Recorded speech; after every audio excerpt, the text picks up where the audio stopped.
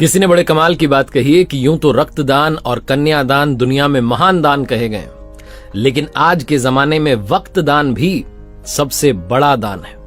नमस्ते दोस्तों, मैं हूं आरजे कार्तिक। एक बड़ी छोटी सी कहानी है चार दोस्तों की, नवीन, संतोष, मनीष और प्रवीण।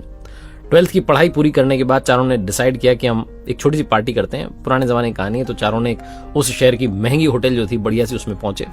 मुश्किल से 100 रुपए इकट्ठे किए, चाय नाश्ता करने के लिए पहुंच गए और चाय नाश्ता चलता रहा, हंसी मजाक चलती रही।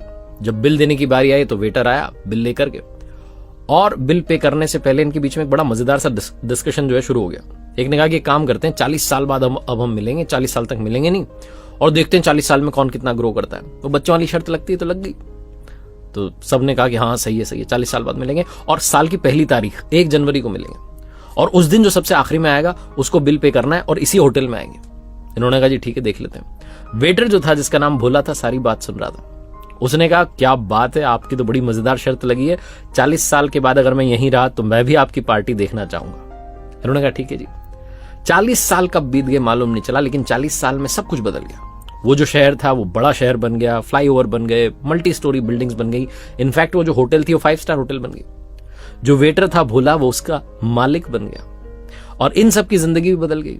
कोई इंजीनियरिंग के लिए पढ़ाई करने के लिए बाहर चला गया तो वहीं सेटल हो गया, कोई सरकारी जो है जॉब में लग गया, कोई पिताजी का बिजनेस आगे बढ़ाने लग गया। सब अपने अपने जिंदगी को सेटल करने में लग गए। 40 साल कब बीत गए मालूम नहीं चला। खूबसूरती देखिए, 40 साल के बाद भी चारों को याद था कि 1 जनवरी को मिलना है। तो उसी होटल में जो है एक एक करके सबका आना शुरू हुआ। सबसे पहले मनीष आया अपनी लग्जरी कार में और उतरा और जाकर के दोस्तों को ढूंढने लगा।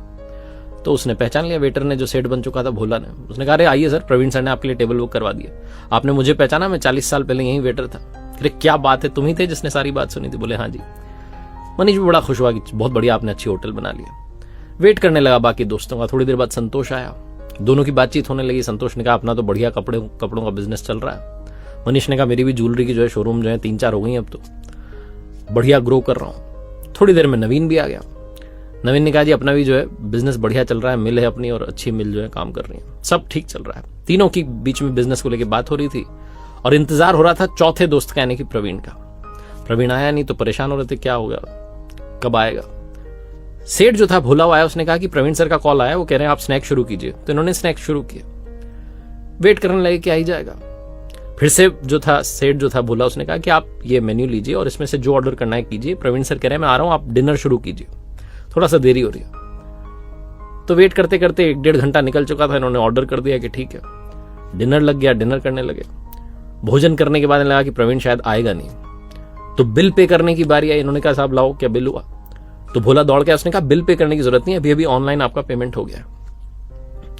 ये चक्कर में पड़ गई, प्रवीण आ क्यों नहीं रहा है, बिल भी पे कर दिया है, मिल भी नहीं रहा है। भारी मन से वहां से उठे और जाने लगे तो दरवाजे पर एक सरकारी गाड़ी आकर के रुकती है। एक लड़का दौड़ के आता है और तीनों के चरणों में गिर जाता है, प्रणाम करता है, कहता है अंकल नमस्ते, पापा जी ने मुझे भेजा है और मेरे पिताजी शिक्षक बन चुके थे, मुझे इस काबिल बनाया कि मैं इस शहर का कलेक्टर बन गया हूं। और 1 महीने पहले ही पापा ने सारे अरेंजमेंट करवा दिए थे। उन्हें कैंसर हो चुका था, बीमार थे और उन्हें मालूम था कि शायद वो पहुंच ना पाए 1 जनवरी तक वहां तक, इसलिए सारे अरेंजमेंट करवा दिए थे। और मुझे कहा था कि तुम सबसे बाद में जाना, बताना मत कि मैं इस दुनिया में नहीं हूं, वरना उनकी वो जो 40 साल के बाद पार्टी हो रही है उसमें मजा नहीं आएगा। पिताजी अब इस दुनिया में नहीं है, लेकिन वो चाहते हैं कि आप ऐसे ही मिलते रहें। तो उन तीनों दोस्तों ने एक साथ कहा कि अब हम 40 साल के बाद नहीं, हर 40 दिन में मिलेंगे।